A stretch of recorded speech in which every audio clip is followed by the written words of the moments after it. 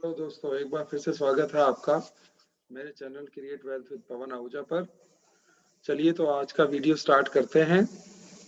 तो जैसा कि दोस्तों आपको मालूम है कि लास्ट वीक में जबरदस्त सेलिंग प्रेशर देखने को मिला मार्केट के अंदर, जो कि बहुत ही रेयर होता है कि पूरे वीक में थ्रू आउट हमें बहुत ज्यादा सेलिंग प्रेशर देखने मिले। सारे ट्रेडिंग सेशंस में 26 जनवरी को तो नेशनल हॉलिडे था, हमने गणतंत्र दिवस सेलिब्रेट किया।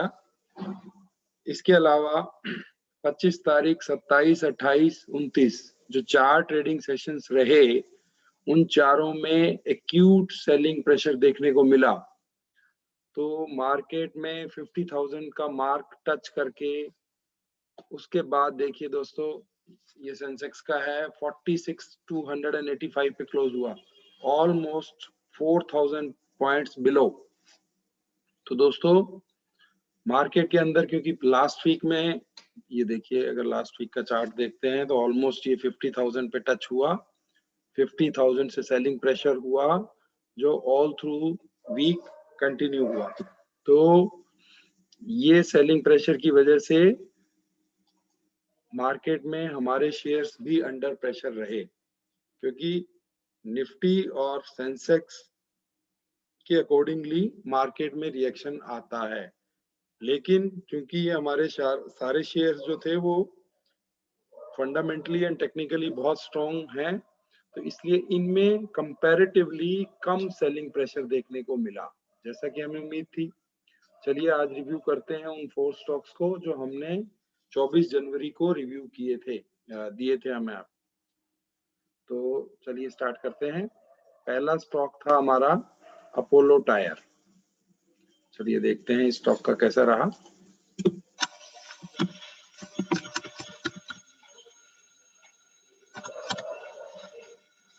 ये स्टॉक देखिए 196 पे बंद हुआ। इसमें एक बार ये 226 पे ओपन हुआ, उसके बाद ये 236 तक गया। लेकिन चूंकि मार्केट में कंटिन्यूसली सेलिंग प्रेशर था, हालांकि उसके बाद 225 का बॉटम बनाने के बाद वापस ये 233 तक गया, लेकिन चूंकि मार्केट में लगातार सेलिंग प्रेशर था तो उसका असर इस शेयर पे देखने को आया दोस्तों। जैसे मैंने आपको पहली एवरेज कही थी कि 200 पे बनानी है, तो जिन्होंने 226 प्लस 200 पे एवरेज बनाई तो उनकी ऑलमोस्ट एवरेज आई 212 रुपए की। तो इसको हमें, इस पोजीशन को होल्ड करते हुए चलना है। जैसे ही मार्केट में सेलिंग ईज आउट होगी और फिर बाइंग रिज्यूम होगी तो ये स्टॉक इजीली 250 का टारगेट हमारा अचीव करेगा, जैसा कि हमने बताया है आपको इसमें। तो स्टॉक को, इसको होल्ड करना है। दूसरा स्टॉक था हमारा ऑटो एंसिलरी का मिंडा इंडस्ट्रीज। दोस्तों देखिए इस स्टॉक में भी लगभग सिमिलर सा ही रिएक्शन देखने को मिला। ये देखिए इस स्टॉक में फिर भी देखिए यहाँ पे ओपन हुआ 488 पे, और उसके बाद ये पहले ऊपर गया। मार्केट में सेलिंग के बावजूद ये 521 तक गया। जिन्होंने छोटे प्रॉफिट पे 5% प्रॉफिट पे बुक कर लिया उनको तो प्रॉफिट आ गया। वैसे हमारा टारगेट था 550 का। तो जिन्होंने होल्ड कर रखा है वो कंटिन्यूसली होल्ड करें, क्योंकि अगर ये 445 तक आता है तो वो निश्चित रूप से इसमें एवरेज करें, और इसमें भी कुछ समय के लिए आप वेट करें। ये निश्चित रूप से हमें ये टारगेट अचीव होते हुए दिखेंगे। तीसरा स्टॉक था हमारा एसबीआई कार्ड। तो एसबीआई कार्ड को देखते हैं।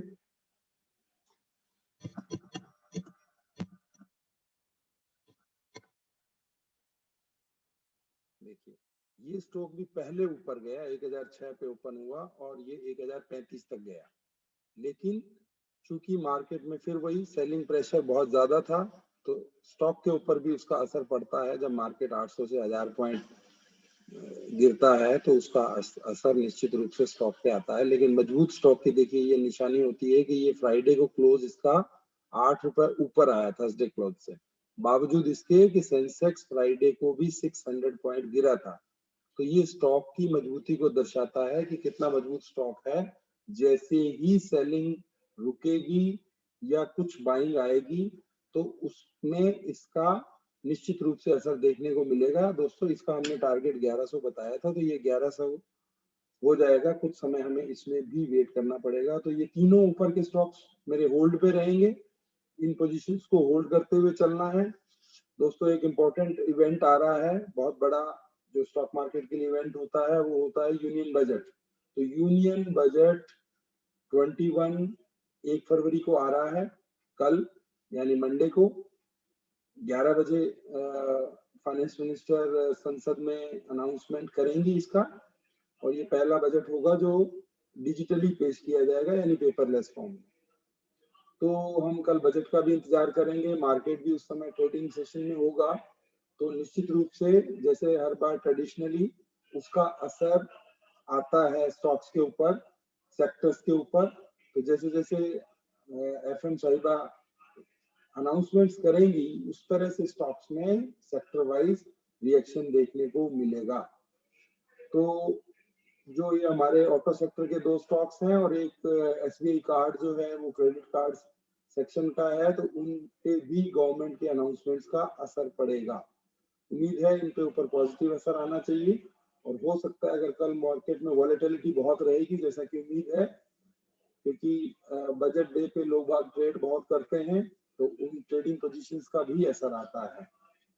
तो मार्केट में थोड़ा कल सावधान होकर हमें ट्रेड करना पड़ेगा। चौथा हमारा स्टॉक था जेके टायर, चलिए इसको देखते हैं।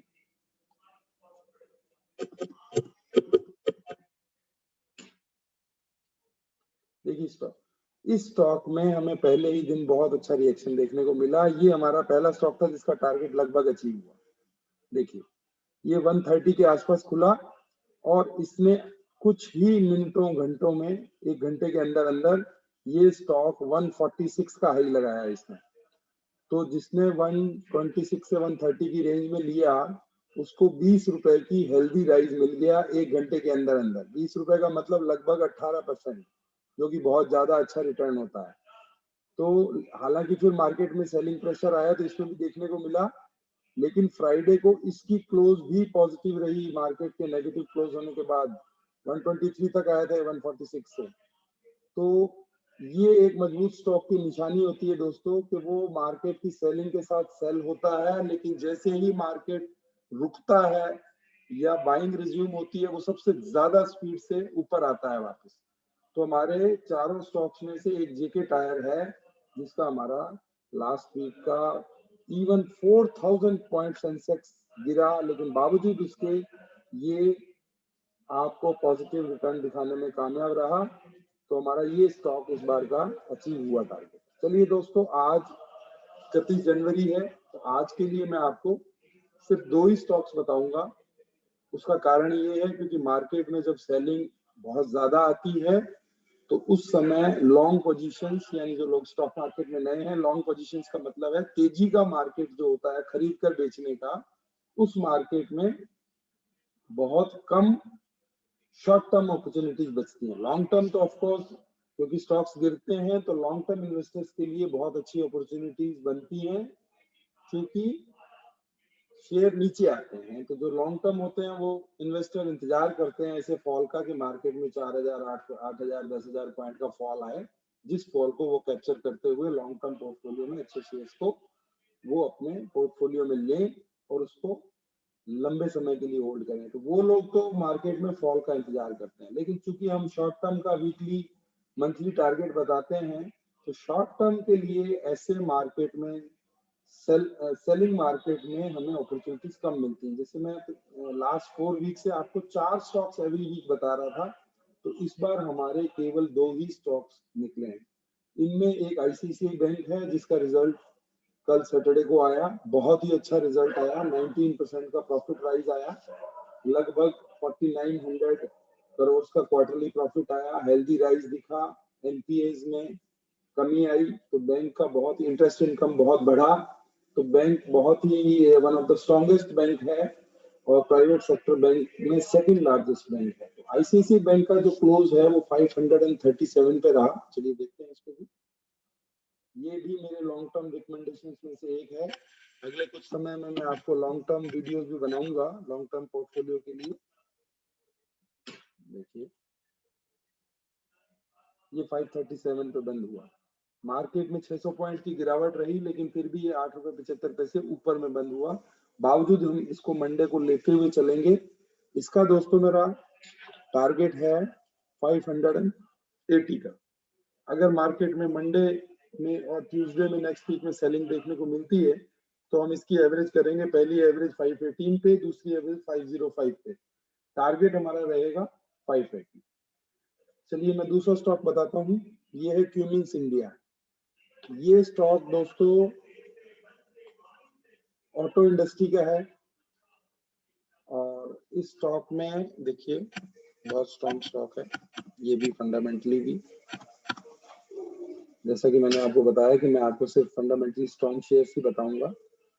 ये स्टॉक भी गिरावट के बावजूद मार्केट में 22 रुपए बढ़ के बंद हुआ फ्राइडे क्लोज को। तो ये 659 पे क्लोज हुआ। इसी के आसपास हम मंडे मॉर्निंग में लेंगे और मार्केट सेल ऑफ में 625 और 520 की एवरेज बनाएंगे 600 के टारगेट के लिए। इन दोनों की संभावनाएं बहुत अच्छी हैं और लॉन्ग टर्म पोर्टफोलियो के लिए भी रखा जा सकता है।